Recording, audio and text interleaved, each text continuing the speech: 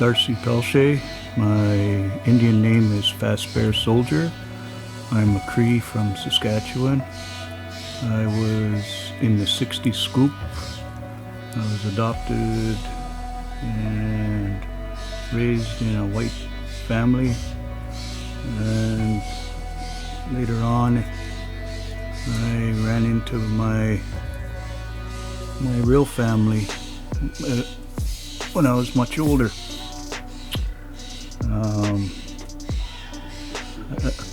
I learned to do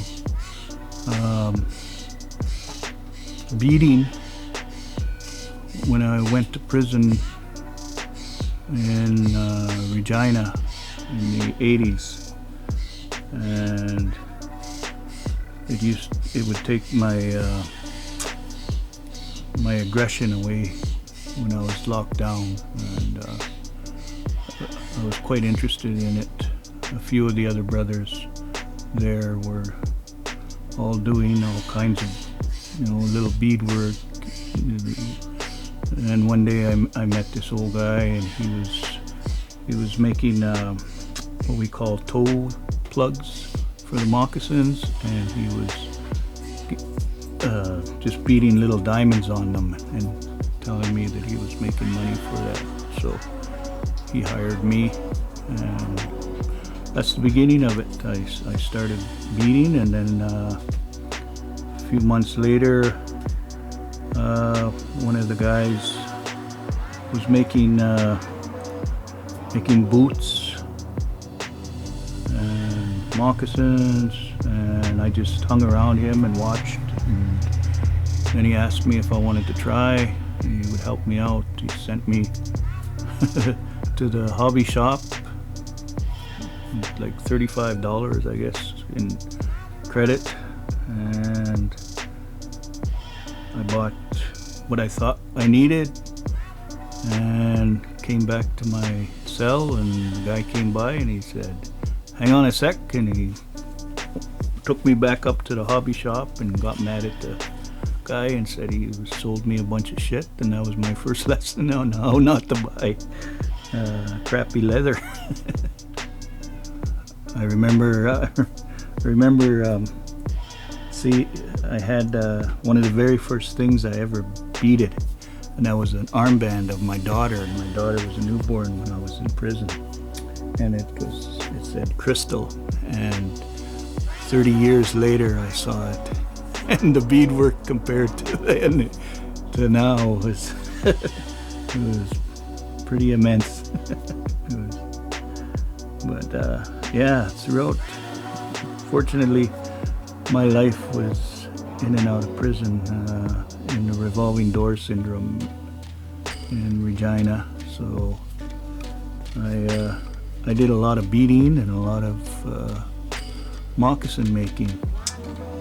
So much, in fact, that I used to go down at visits on Sundays, and I would drape my moccasins and my boots over a broomstick from the gym up in the basketball cranks, and people would come by and see them and either buy them or order them or trade me for canteen or something, and it just went on from there. The drum making I started, I guess, to really learning how to make drums would be in Matsquay with my what we call spiritual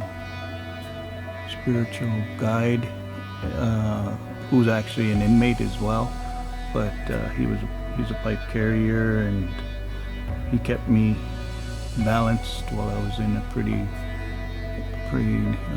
rough environment. And I think how it happened was we had some money sent in for our Brotherhood account, and he taught me that we make a lot of the drums as gifts and then give them out. And I had a crash course in one day on how to make these drums, and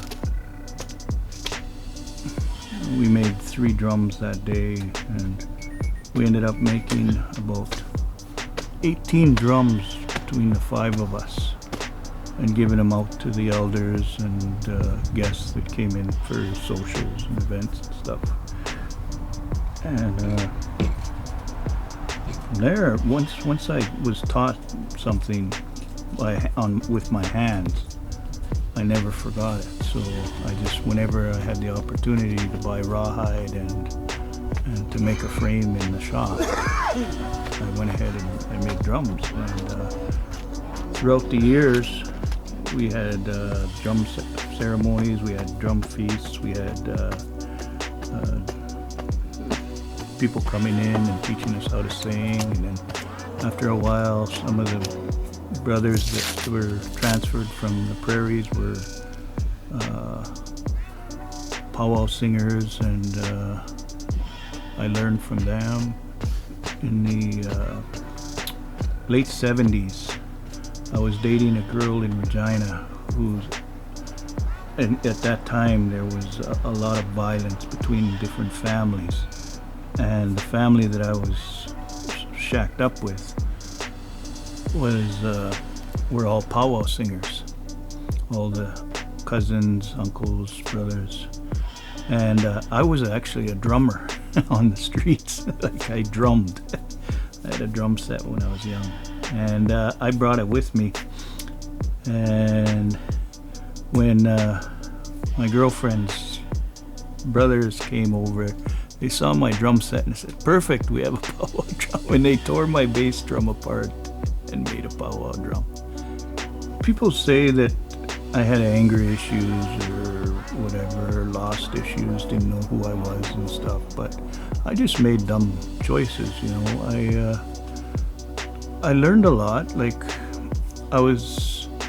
when both families gelled together after their father passed away, I was the oldest of 11, and I had to make sure everybody was fed, got to school, because the other parents were gone, you know, they had to work.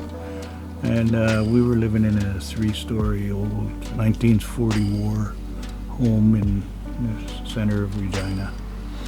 It was a middle-class area, but growing up in school, I went to schools where I was the only First Nations. I didn't look First Nations, but I've always been very proud of my heritage, always, no matter what. Even when I was getting piled on or beat up, you know, I was always very proud of being Native. And I took a lot of beatings for it, but, you know, it was,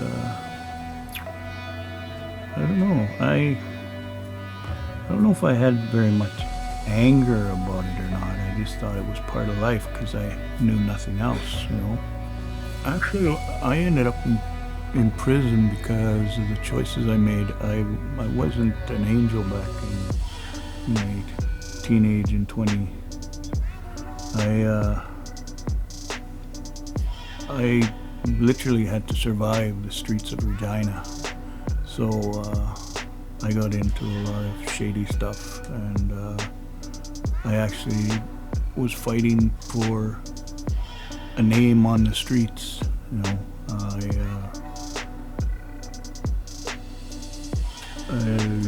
I had a lot of run-ins with extremely violent episodes with knives, guns,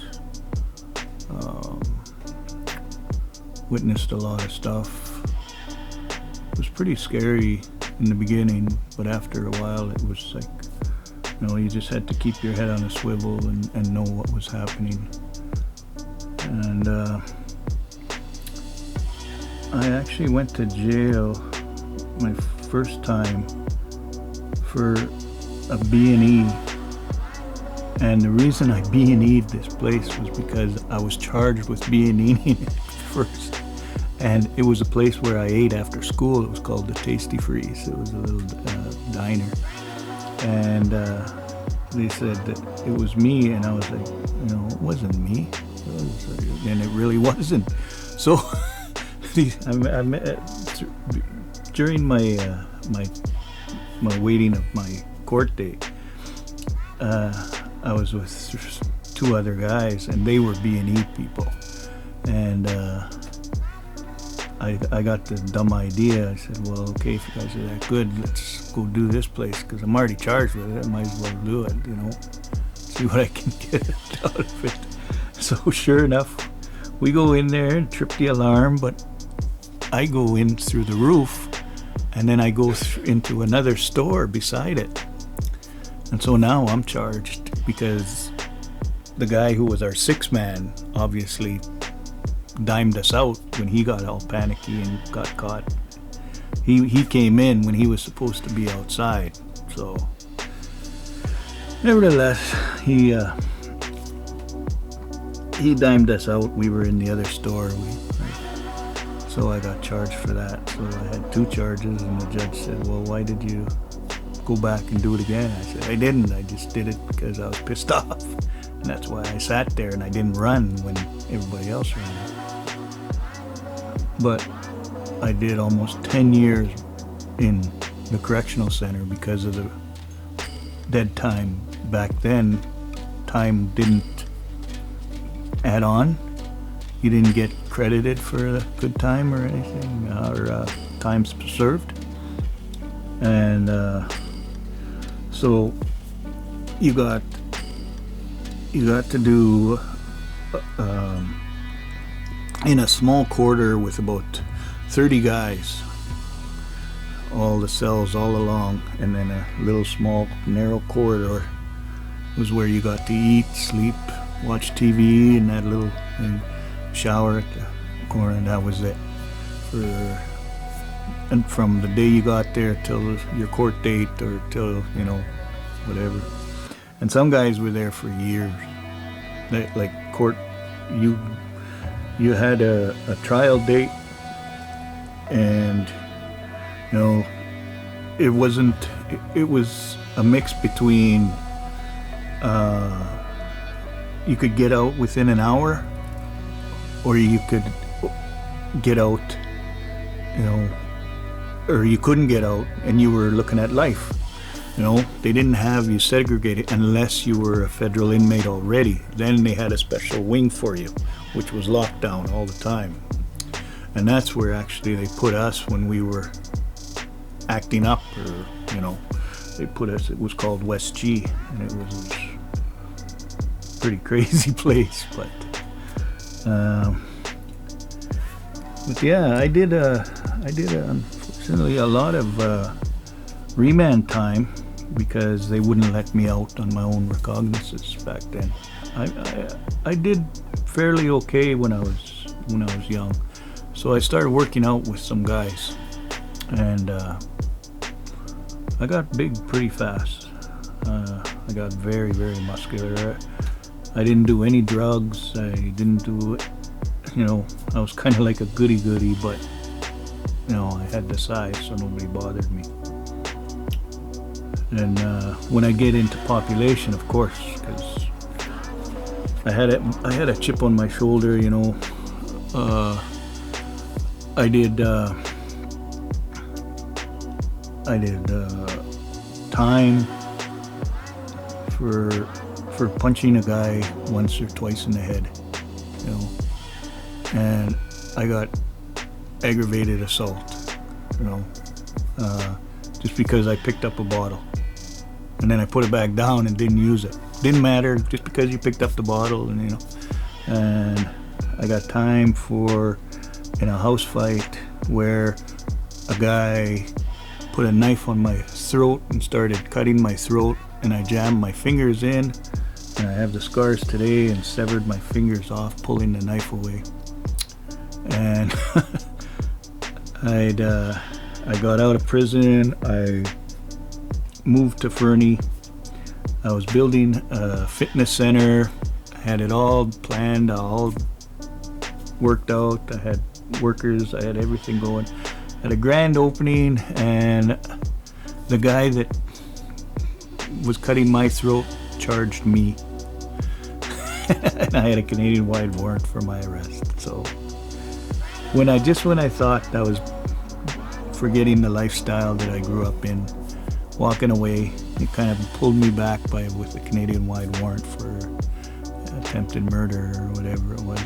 And let me go back to the beginning here. What happened was I was sleeping with my girlfriend, and I had just got out of jail within a week or so. I just rented this place, and I was shacked up with this young girl, and her friends were over, and my brother-in-law was with me. He was in trying to score one of the young girls. Anyways, these two guys, actually that I knew from prison, who were my bros in prison, came in, broke into my house, got into a fight with my brother-in-law, and took his eye out with a knife. That was when everybody carried those tiny little stabbing, thrusting knives. Anyways, he stabbed him and took his eye out. And then they went after these girls. And of course, I'm a heavy sleeper, and I didn't hear any of it. So all of a sudden, my door gets kicked in, and I hear this screaming. So I jump up and I go out there and hear these guys are trying to make these two young girls work for them. And I said, "Come on, you guys." They were pretty loaded, and I had some booze there, so I offered them a drink, and I said, let's cool it, calm down. And I didn't know that they had already stabbed my partner's eye out. And then they were pretty aggressive with the girls, and I said, "You know what? I didn't want any trouble. I know what they were like. They're guys in the joint. They're pretty crazy guys." And I said, "Talk to the girls, and if they don't want to go with you, then, they're here with me. You guys gotta leave." And I was kind of nervous about this at that time, because I know these guys. Anyways, they went in there, and sure enough, it was all hell broke loose. One of the guys slapped the girls, and I said, "Do you guys want to go with them?" Because it seemed like they wanted to go. I don't know, it was a fear or because of the excitement, but then they said no, and this guy jumped up and he kicked, and one of the girls was holding her newborn baby in her hand, and he kicked her in the chest, but his foot hit the baby in the head. And I lost it. I said, "Get out of my house." And then they said they were leaving. So I went back, and as I was walking away, the guy grabbed me and put a knife to my throat, and that's where that happened. Anyways, getting back to where I was about to finish him off, and I threw the knife away, and I said, "I don't want this lifestyle anymore." And that was the end of it. In 89, we got into, my family and I got into a really violent episode in a bar. And it was like a biker bar. So it was... don't have to get too much into the details, but it was really, really violent, and I ended up getting stabbed in the back, and then taking another person's life. And I thought it was in self-defense, of course, because I thought I was going to die anyways. And my brother got gutted from the groin up, and it was pretty violent. Anyways, I ended up getting 7 years for manslaughter. I tried to make a deal with the police to drop the charges against my brother and my sister, who were charged also with the second-degree murder charge. And Luckily for me, it worked out that they refused it, and they charged my brother and sister, and a year later when court came around, it was obvious that they had no part in it. They were pretty much out of the picture, and the jury found me guilty of manslaughter instead of second-degree murder, so I guess I can't complain. But anyways, going into prison, I found out that I had a hit on my head because of the person that I took out, and I didn't realize how big of a situation it was. And anyways, it was. I ended up going to Edmonton Max, and my uncle was up there and my cousin was up there, and there was about 120 really violent Indians up there, and so I felt safe. So when I first went in there, my attitude was, I'm not going to take any shit. I'm going to stand my ground. There's quite a large money bounty on my head, so I was just, I was very on guardish type. And then one day, my uncle took me to the Brotherhood room, and I've seen Brotherhood rooms before in all the other prisons I've been at, but nothing like this. This was beautiful. It opened up, and there was a big powwow drum in the middle of the floor. There was dancing regalia on the walls. There was all beautiful, beautiful work all over the place. Chairs all lined the walls. And this is where the Brotherhoods met after they got off. Like, they were allowed to walk in there freely. There was an outer office, and then there was another office adjoined to it, and it was the elder's office. And I've never seen anything like that, and I thought it was pretty cool. Then one day the elder came in, and I didn't know him from Adam. He was an older gentleman, and he and my uncle talked for a while, and then my uncle introduced me to him, and he shook my hand, looked at me, shook his head, and then said, "Come with me." And he takes me out into the big room, and he says, "I want you to look after something for me." And I was like, okay, this old man is respectful, and all the guys look up to him, so yeah, I have no problem. Whatever he says, I'll do, I guess. This is where I'm gonna learn. He says, "I want you to look after all this stuff here." And I was like, "Really?" "Yeah, I want you to look after all this stuff. The drum, the feathers. You're in charge of that." And I was like, "I don't know what to do." He says, "Don't worry, it'll come to you." Then he said, "Next time you always offer tobacco. Whenever you want to learn something, I'll offer tobacco." So after he left,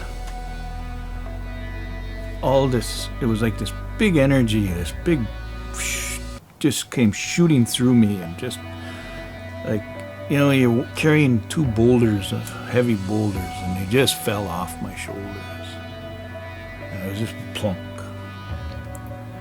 And then all that time, every time I walked into that room, I learned more and more. I couldn't believe the power of the drum.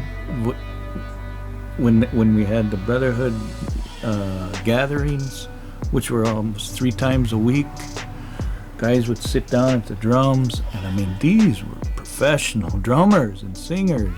It was just, it was moving. And it wasn't like before when I heard them before. It was like this time I really liked it.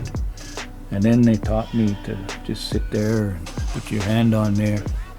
It was like a young kid hearing something good on the radio, you know, how you just want to hear it and listen to the lyrics and that.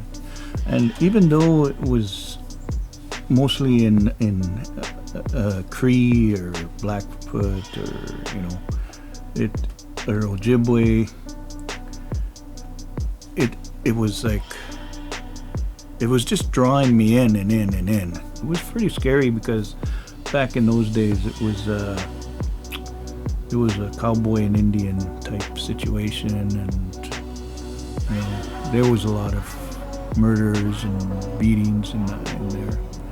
But I did a lot of beading and learning to sing and learning to do other crafts, you know, made teepees and by hand.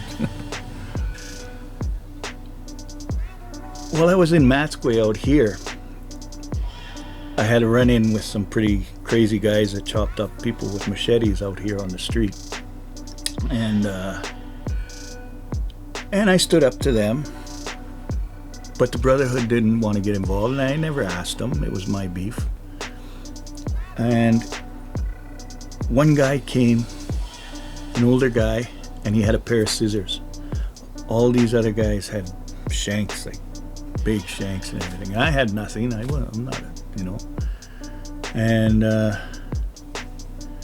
they looked at the guy and they go, "Oh yeah, one backer out of all the guys, all the brothers." That one guy was the guy that pulled that trigger.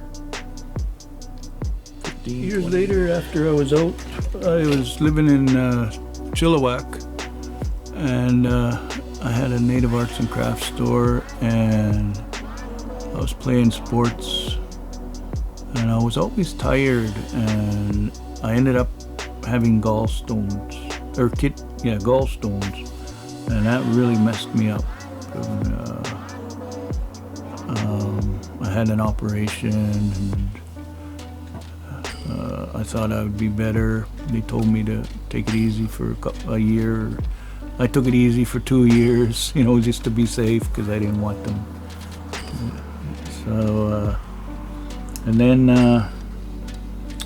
I started getting really, really tired, and I couldn't keep the store open anymore. I was in the afternoon, I would wear out, and I didn't know what was going on. But some things happened in our life, and me and my wife at the time, we were expecting a child, and it wasn't the best time of our life. It should have been, because we were having a child, but we were dealing with drugs and alcohol problems, and you know, I was wanting to go back and have a store again, but the thought of leaving this newborn daughter, you know, with this unstable woman, just disrupted everything. So I chose to stay, and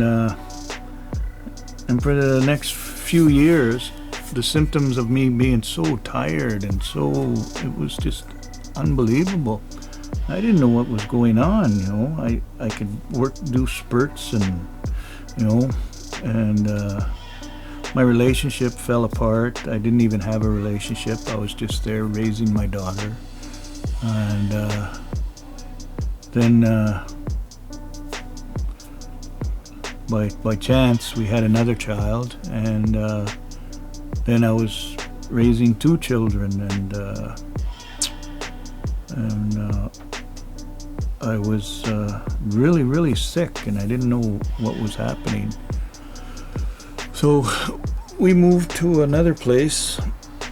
It was in town, and our relationship was really, really rocky, and I was really, really sick. I didn't know what happened. I actually was what you would call bedridden for about 2 years, and my children would have to come visit me in the bedroom. I couldn't move. I didn't understand what was going on, and I thought it was just my heart broken, or I was just, you know, thing was, is all the times I've gone to the doctor, we've been treated like shit, and they don't give a shit about us. And yeah, I've lived like that my whole life, and I can live with it. I can understand it, or I accept it, which isn't a good thing. But you know, I'm just not gonna, you know. I mean, sometimes like when I had gallstones, it was done real quick and boom, and then the guys was very nice. Another time when I had to have my tooth pulled immediately, I paid him $100 cash and he did it. But the whole going to a hospital or a doctor and checkups and everything, nah, I haven't done that since I was a teenager. What happened was, I phoned my brother and I said, is it all right if I come home? It's my time. I want to die on the reserve, and these are my plans. And he was like, yeah, sure, come on, bro. You know, he's my little brother from 10 years younger than me, or more. And he has land on our reserve, which I didn't know. I haven't been on the reserve since I was a kid. And I was just there as a visitor, because I didn't know I was from that reserve. It was just a small coincidence. I was a camper, or a cottage renter on the lake. The reserve is right there. I played with cousins or whatever, second cousins, when I was 10 years old. They would come down, these native kids on horses, and my cottage was right there, and we'd go and play in the old residential area and stuff, and I knew nothing about it. And here, years and years and years later, I find out that I'm from that reserve. You know, what's the chance? You know, how many reserves in Saskatchewan? Lots. You know, and here I was just a couple of years at that place. But anyways, my brother said, yeah, so my wife, she wanted to get rid of me, so, you know, she didn't want me around anymore, so she put me on the bus. And I took all my beating and everything with me, my tools. And my brother come and picked me up on the bus, and he goes, oh geez, man, I didn't think you were serious. And truthfully, I looked like I was a walking zombie. I was dead, you know. I was 300 and some pounds. I had a blood clot in my leg about this big. And he said I looked just like our dad, and our dad had a big blood clot, and you know, he was 500 and some pounds. But anyways, so I went to my brother's, and I got to meet my nieces and my sister-in-law, and they were very gracious for me and that. And then and one day my brother had a doctor's appointment, and before that I told him I don't want to see any doctor. I'm ready. It's my time. And sometimes when you're spiritual, we know when it's our time. And I really believed it was my time, and I still do. It was my time then. But he kind of tricked me the next day. He went to the doctor's, and I'm sitting in the waiting room, and then when he was done, he brought his doctor out here. He said, look at I want you to show. And I'm already sitting down, so I said, all right. So I took off my sock and rolled up my sweats, and my foot was all puffed out and everything. It was a blood clot. I didn't know what it was. I just, I'd had it for almost 8 months, and the doctor was all stressed out. He was like, we gotta something. You come back tomorrow. We have to do this, because it was really late. And I said, yeah, okay. So just whatever to appease him. And then we go, and he takes me over to his in-laws, and at his in-laws is a underground sweat. an old sweat, and there's drums everywhere, and I'm like, wow, I was in heaven there. It was beautiful. And then he says, well, meet my father-in-law. So I met father-in-law, and father-in-law is the medicine man on our reserve. I was like, wow, that's amazing. He looks at me and he says, we had a connection there for a while. And then he says, we're going to have a sweat in a few days, and he wants me to join. And I was like, yeah, okay. Then, so we visited for a while, and then we left. And now the next day I'm supposed to go to the doctor's, and because of my nieces, I made a deal that I would do that for them because they were very young at the time, and they were very caring and loving. So they wanted Uncle to go to the doctor's, and that was the deal. So I said, okay. So later on in the evening, my brother gets a phone call, and it's his uncle, or it's his father-in-law. He says he wants to come over and visit. And so he goes, he comes over, visits, he looks at me and he says, I can fix that.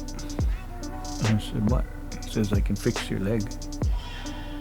I says, really? I said, okay, on one condition, I told him. I said, only if my brother watches and takes part in it. Because my brother, even though it's his father-in-law, he is terrified of native spirituality. It scares him. And it's his own demon. I don't know what it is. But I said, if he participates, I'll allow this. And he was like, fine. So the old man came over. I gave him some tobacco. And I took off my choker, which I had for many, many years. And I gave him my choker. And so he did a ceremony, which I can't share with you, but he did a ceremony with me while I was sitting in the chair in the kitchen. At the end of it, he gave me some tea, and he said, do this every day for a week, and you'll be fine. And I was like, okay. And my brother was like, oh yeah, whatever. So the old man left. I went down to bed. The next day I woke up, told my brother to come down. When he came down, I said, remember I told you how strong our medicines are? He said, yeah. I said, look, and I pulled the covers off, and my leg was as normal as it is today. He says, what? He was in shock. Not as in shock as his doctor was that day. And then we went to the doctor's later on that day. The doctor looked at my foot and he was like, how'd you do that? What kind of magic trick, illusion? I said, no, that's Indian medicine. That's a medicine. It's our way. I said, this is not proof. This is what it's about. And from then, the doctor told me, well, besides that, he says, I want you to go to after he did some tests, he said, I want you to go to Regina General and see a specialist. And I was like, why? You know, he says, because there's something wrong with you. And I said, okay. So they didn't tell me, but I went to a cancer specialist. Sure enough, the cancer specialist told me, he says, for about an hour and a half we talked, and then he said, you know what I am? And I said, yeah, a cancer specialist. He says, well, I need to do a biopsy on you because I'm pretty sure that you need my help. And I was like, okay, whatever. So a couple of days later, they did a biopsy. And they found that it was non-Hodgkin's lymphoma. And that's the reason why I was tired for the last 10 years. I had it for almost 10 years. And it wore me down, and it's pretty much non-curable. So I went and had a sweat. And the medicine men and 2 medicine women worked on me in the sweat. And they told me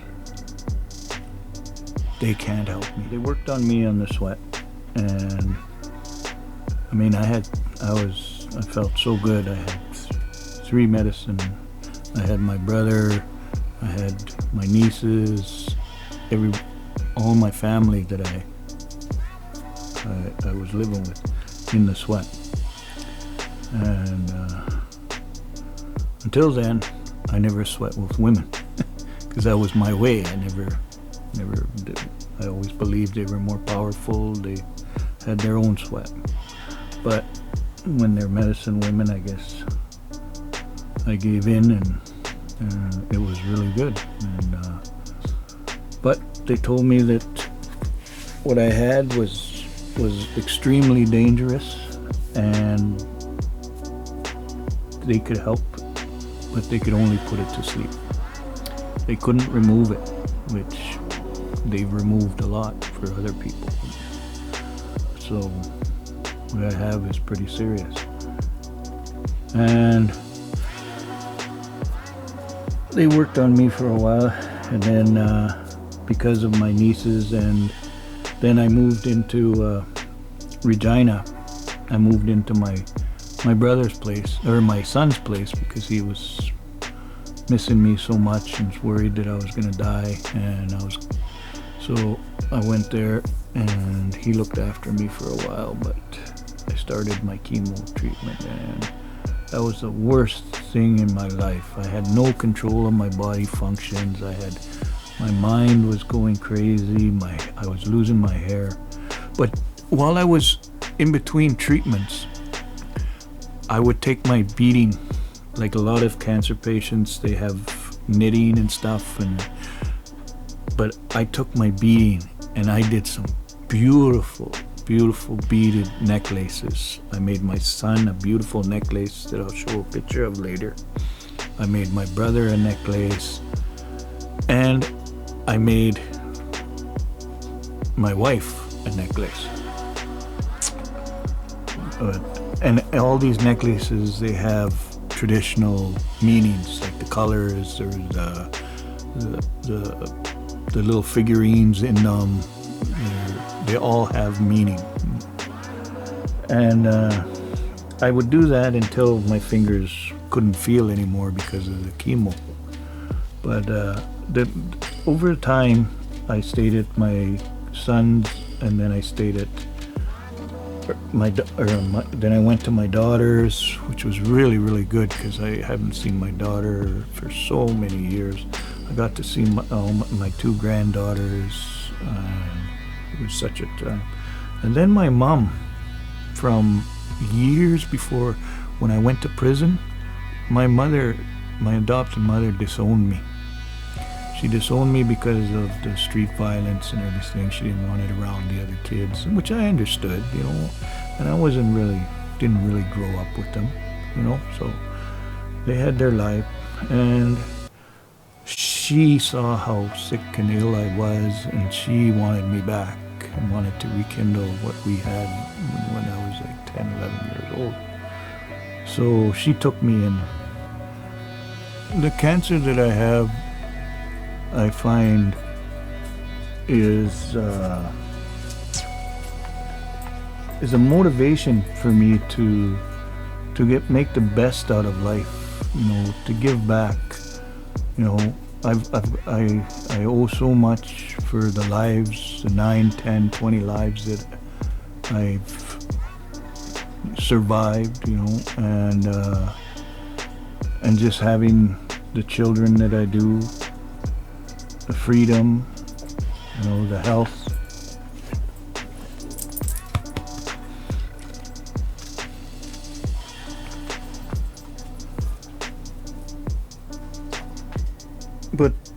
my crafts.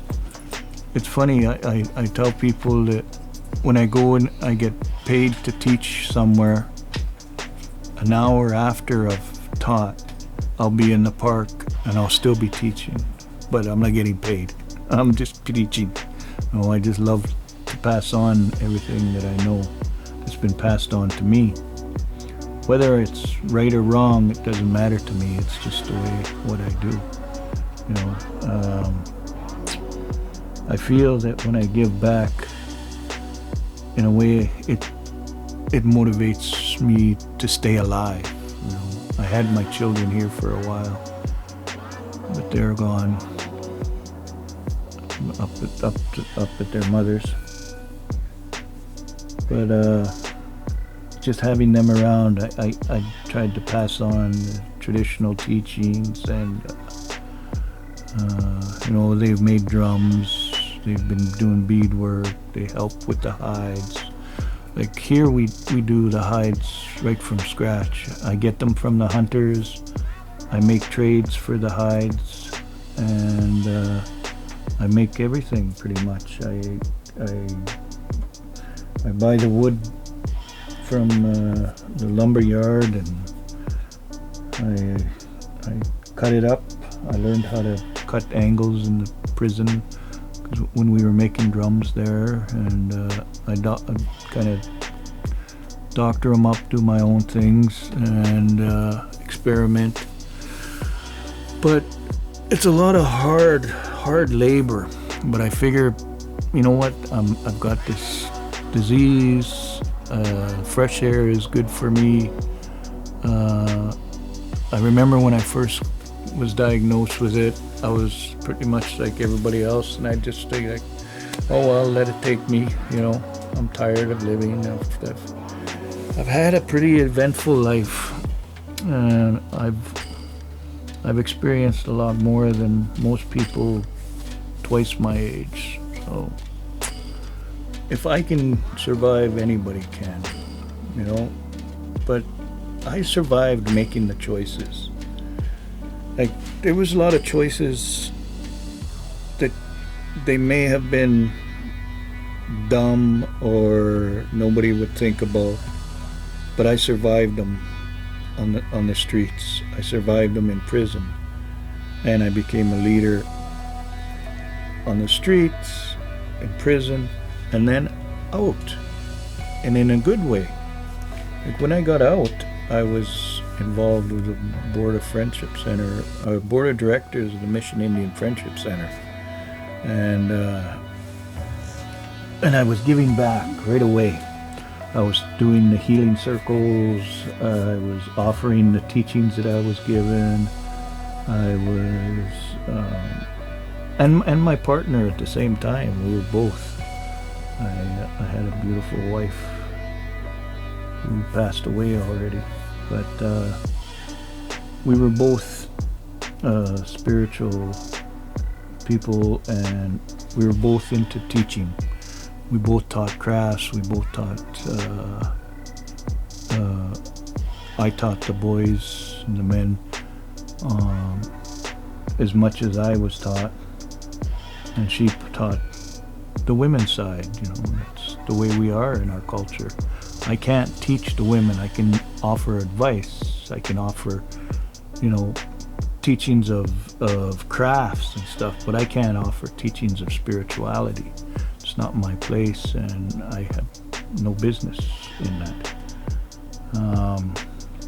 So she looked after that side. But like I said, I came from a really scared child, beaten up all the time, to a scared child in prison. And I remember staying at my mom's when I was first getting treatment, and her neighbor was actually a prison guard from my days, and he took a video of them tearing down the prison, and I don't know, this is how my life went at that time. I said, oh yeah, I know that place. I went in a boy and I came out a man and a leader.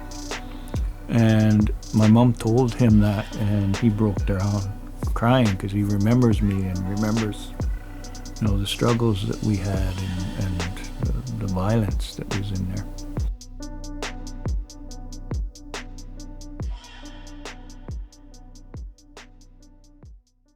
Move over this way just a tad, so you're right in the shade. Touch more this way and we're good.